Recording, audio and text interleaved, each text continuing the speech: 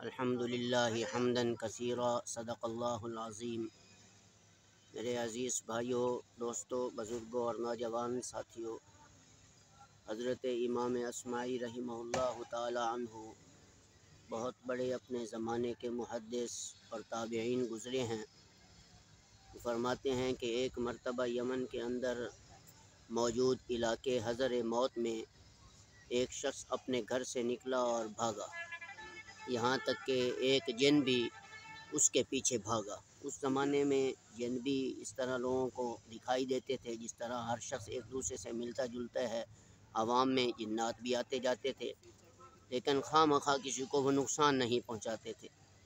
وہ فرماتے ہیں کہ جن بھی اس شخص کے پیچھے بھاگا تو اس شخص نے جب پیچھے مڑ کر دیکھا کہ یہ جن مجھے چھوڑے گا نہیں، مجھے پکڑ لے گا، تو وہ اس جن سے بچتے ہوئے وہ شخص کنویں میں اس نے چھلانگ لگا دی۔ تو جب اس نے کنویں میں چھلانگ لگائی تو جن نے اس کنویں میں پیشاب کر دیا، جس کی وجہ سے جب وہ کنویں سے باہر نکلا تو اس کے سر پر ایک بال بھی باقی نہیں تھا۔ جس کے پیشاب نے اس کے سر پر ایسے اثر کیا کہ اس کے جسم پہ بھی اور اس کے سر پر بھی کوئی بال باقی نہیں رہا۔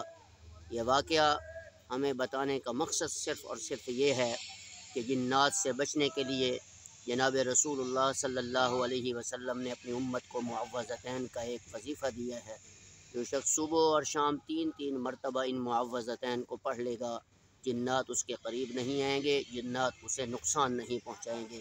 میری دعا ہے اللہ رب العزت ان وظیفوں کی برکت سے ہر قسم کی آفات سے ہماری حفاظت فرمائے۔